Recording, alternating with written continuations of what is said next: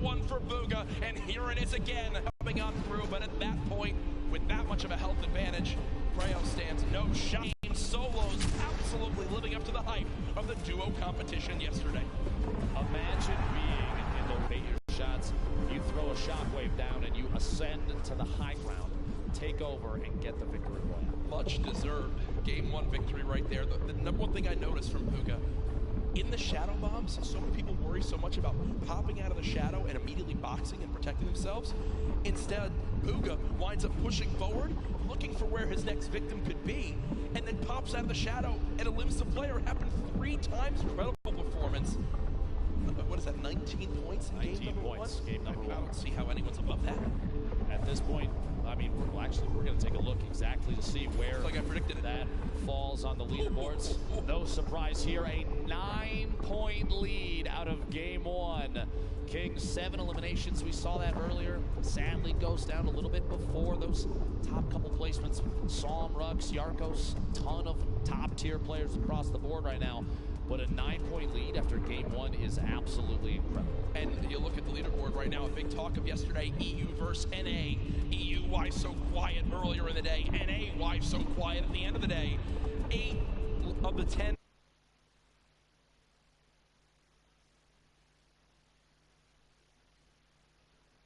Fishy on there, Evil Mare on there as well.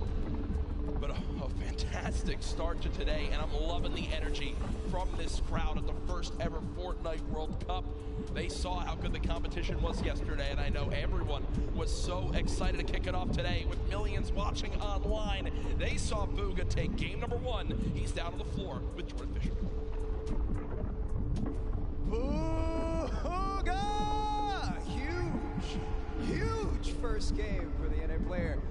That's what you want to see. You want a health advantage at the end. 9 elims to cap off an incredible first game. What is your thought process going into the final moments of in-game, right? A 1v1 there at the end, you've got health advantage. What are you thinking? Well, I'm pretty much low ground. I have like 200 mads, and I realized that I could probably make a play with the impulse, just go for A and just like get a big pump on him.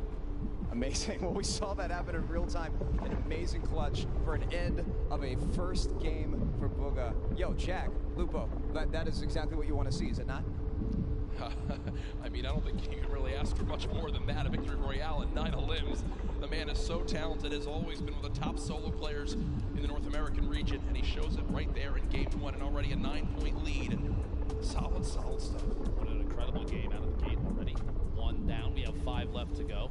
We want to take a look and see exactly how some of those pieces played out, how everything worked, and maybe a little bit of a deep dive into how some of these players play. So we're going to throw it over to Sundown, Unreal Island. Let's take a look. Thank you so much, Lupo and Courage. And while Bugha was able to dominate the rest of the lobby, I want to take a look at one of the other most marquee and aggressive players we saw. He had the entire lobby saying, Toda salve al rey de Argentina. It is king of 9Z with an incredible 70 elimination run in 20th place. Let's take a look at some of this gameplay. So right away, you'll notice, what is he doing? He's patented going forward, wall replace, on land 123. That's going to be the theme of these clips. He doesn't miss his shots, and he's not afraid to flex either. Throwing the doggy laugh out there, throwing him a little love, saying, I don't care who you are. Now he's sitting on the 4 elims. He's in the box fights, and he's constantly looking to pick up new targets. Replaces the wall from the side, turns around, and picks up a great elimination there onto Bucky in the rotation. But now watch on the spree he's on. 5 elims right now. Cones himself off. Look at this. The player challenges him. He's not building. He's going at him. He says, if you want to fight me, I shoot first. I am the king. Still a brilliant performance from the young Argentinian. He's looking to challenge. He's looking to frag out with the best of the best, putting himself currently sitting in the number 2 spot. He has played so absurdly well in that first game. This is what it's all about. If you can bring your aggression, what you do in the qualifiers, and take it to this stage, and you don't have nerves. If you're like Bugha and say, I'm going to go. If you're like King and say, you want to edit, I'll shoot first. I'll take the 50 health on Elim there, and I will take the point in staying in the match. You can wait and watch me dominate. Let's get into match 2, because that first match was insane. Courage and Lupo, take it away, guys. Sundown, thank you so much. Appreciate the quick analysis of everything that happened in the middle of that game. A lot of action here at the Fortnite World Cup solo competition. This is the last day for the entire event as well. I hope everyone has enjoyed Marshmallow's concert. We have tons of people here in the crowd. Yeah, absolutely. It's just been ridiculous. So much fun. My Italian family was out there, 25 people deep. They've got a full deli layout. Unfortunately, my Aunt Lorraine down in Florida, I know you're watching. Shout out, we love you, miss you. But no, they're all here for their first ever event too. It is an incredible energy in here. And, you know, guys in the venue, do you guys want to see another Fortnite World Cup next year? Should we do this again? I'm thinking, yeah. All right, budget's approved, Epic, it's happening. But folks, let's get back into the action. Game number 2 about to begin. Booga, the superstar of Game 1, the talk on all social media with the hashtag Fortnite World Cup. What a play. The lobby is ready. The players are ready. Ladies and gentlemen in the venue, are you ready? Game 2 of the solos competition here at the Fortnite World Cup Finals starts right now. After the last game, I have a feeling you're going to see maybe potentially contested drops and players vying for those points, seeing exactly what can be done now. Bringing home 9 eliminations in that first game. Next 2 closest were 7-4, and then everybody was below that. Marcos, I think, having 4, King with 7. Going into game 2, knowing we still have 5 remaining, knowing that based on the leaderboards from yesterday, that 17 points at one point separated first and last. By the way, a quick note, we can see the mini-map, but I think Tfue, yeah, there it is. There it is. Pretty sure Tfue has the block all by himself. Again, Clipnote didn't want to challenge it this time. No one nearby at all, and also on that map, look at the 2 gorillas. Right outside a racetrack, it looks like one player's about to go claim him. Also, Bizzle, who basically lands in Dusty Divot uncontested, I believe already got a llama in this one. So, some great movement will be up there for them. Here again, the stats for last match. First place, the Victory Royale, 19 total points because of those 9 limbs. Sitting pretty, 5 games away from $3 million. I have to say, I feel like after one game, seeing an average placement stat of first, that's something I would screenshot just to hold on to. Yeah, Best player in the world. I averaged first through all the games that have been played. Aqua versus Twins. Aqua, can't stress it enough. Fortnite World Champion from yesterday in duos. Only with a common SMG is Twins, and Pumps being missed left and right from Aqua. And I'm going to tell you right now, Aqua's going to be upset with himself on that one, Dr. Lupo.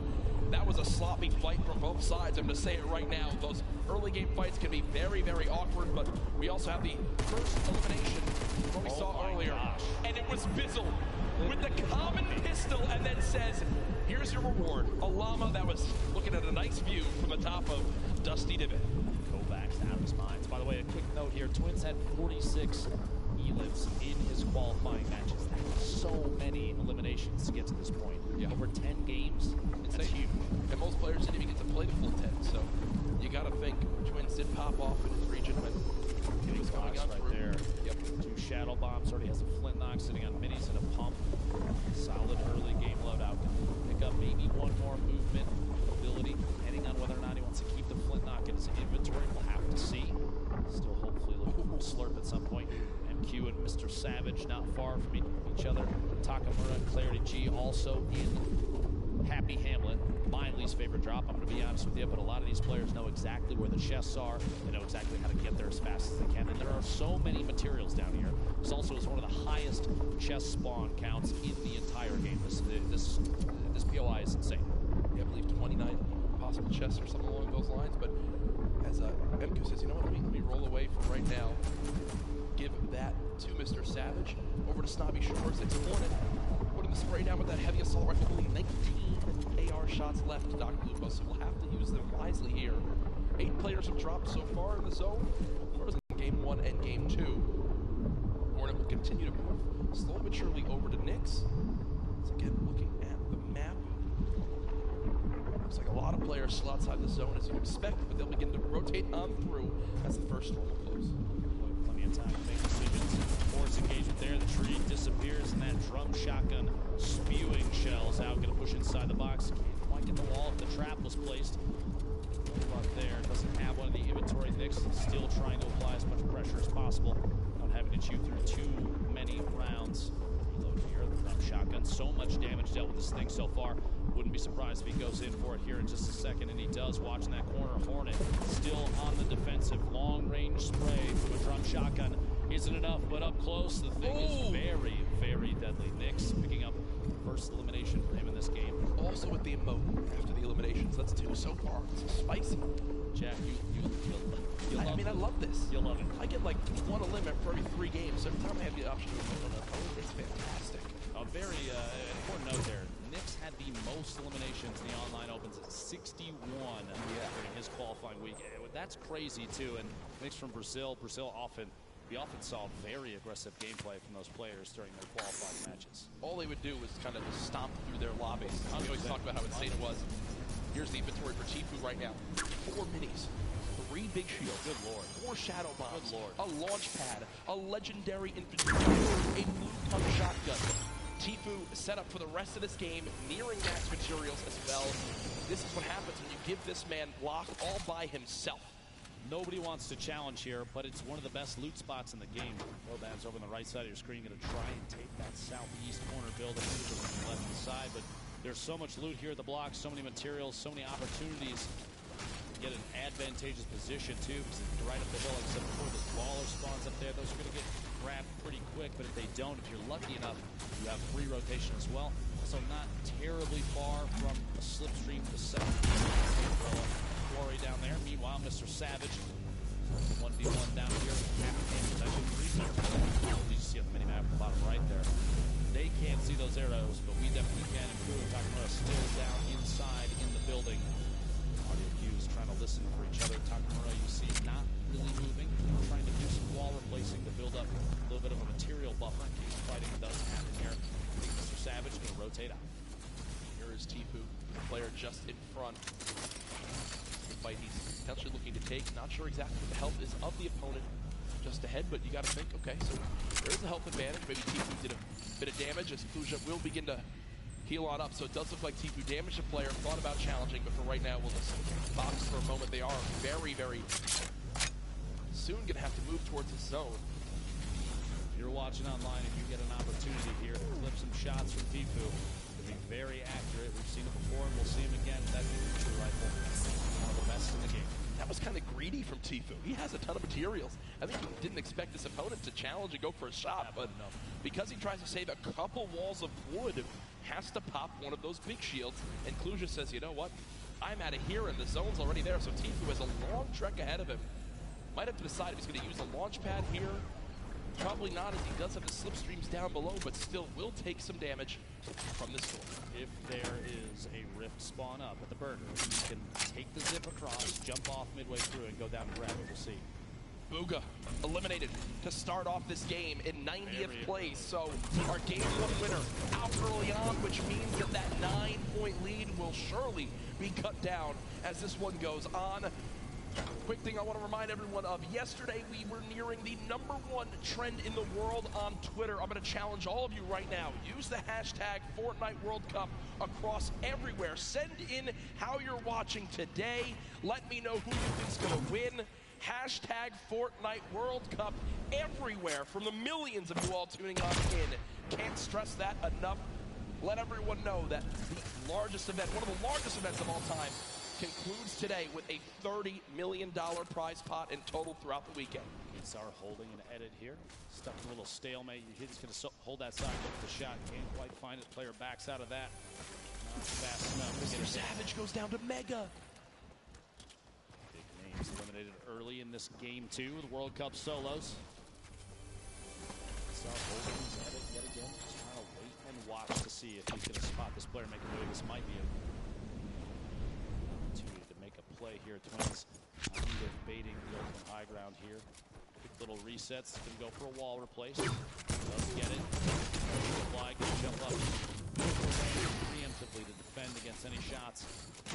Here it is, a shot from the side does make contact. Twins down to 90 total HP. Big hit there with the shot. He can try and rotate up on the outside, putting pressure against the edge of the storm, and a build-off is kind of the answer. And it's down, doesn't quite find that the player inside ahead of him has the lead. Another big hit, 14 HP left for Twins. A build fight is all he's got left. He could shadow and try and get away, but if the player inside is smart enough, Keystone knows exactly where to with this thing. 150 HP. Oh my gosh. They're almost going down there. No shield remaining. A back and forth between these two titans of Fortnite. And there it is. Keenstar finding the lead with the shot in there, and Twins eliminated. Move towards Storm Surge kicking on in. I do want to point out where this next zone is.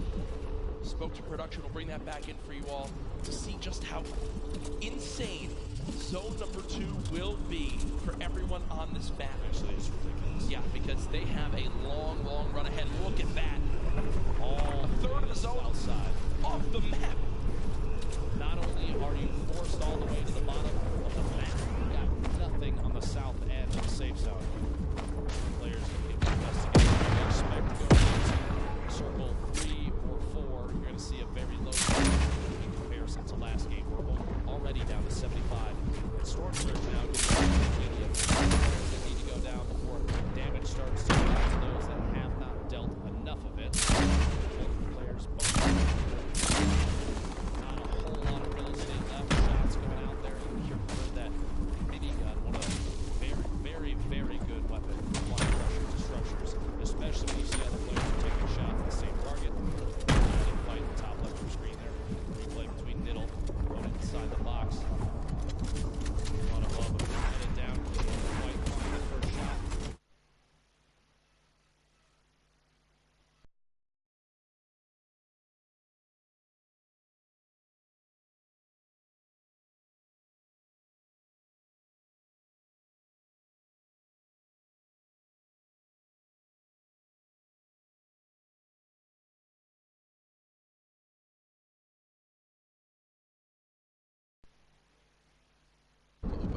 Use your last healing item in the big shield for only 21, or do you hope maybe 179 health is enough for the next fight? It's a double-edged sword, a tough decision to make. Storm Surge still active. 4 more players need to go down before it ends. The wall there, can't quite find it. Headed up and out. So make a rotation away. Waiting. This is just an opportunity. He's basically trying to fake to see the player inside. Head out. Shockwave, Lecce hits the tree. It might cost him. Pressure being applied now. The 1v1 not over quite yet. Combat shotgun from above right here will be very effective. The spread from a top-down position like this is a guaranteed crit. Here we go. Shot from behind. Can't quite make contact yet. Zone now heading for 2 as well. The player's going to have to go for it very soon. Here we go. Another Shockwave to push away. Storm Surge is active. Just way above. Those bandages are going to be key to survival. We'll see. I guess the swap in position. She took the high ground temporarily here. They're at a point now where they basically just one of them needs to get in the fight.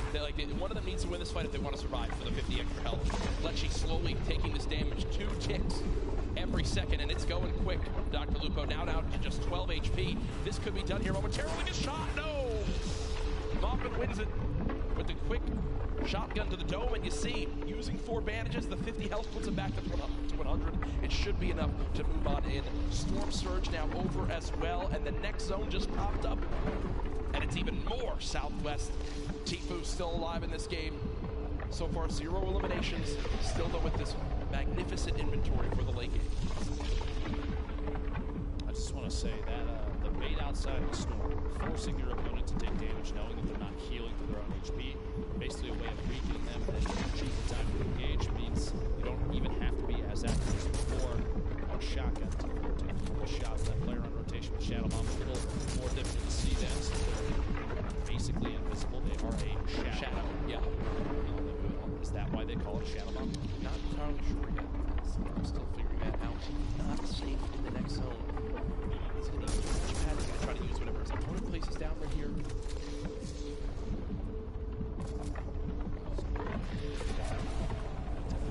Doesn't put down that launch pad. Here we go. Thought for a second he might go for the right. Chooses not to. two flying past multiple players in Long shadow bomb. Here we go. Shots from the backside. Pressure being applied on Tfue. He's going to have the box up for just a second. There it is. Shadow bomb door edit. On the outside, he is in the shadow form still, and you can keep this by Joe against the wall. That was not a good shadow bomb, I can tell you right now. Gotta be just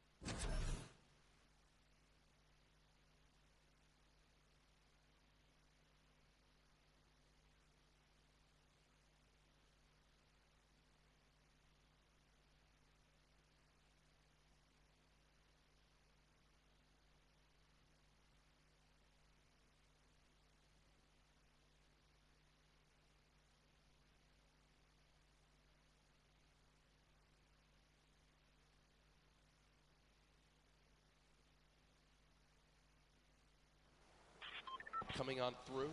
Crew boxed up, Creo boxed up, Rux under 100 health. Has to play this one safely, but they are so far on the east side of the zone.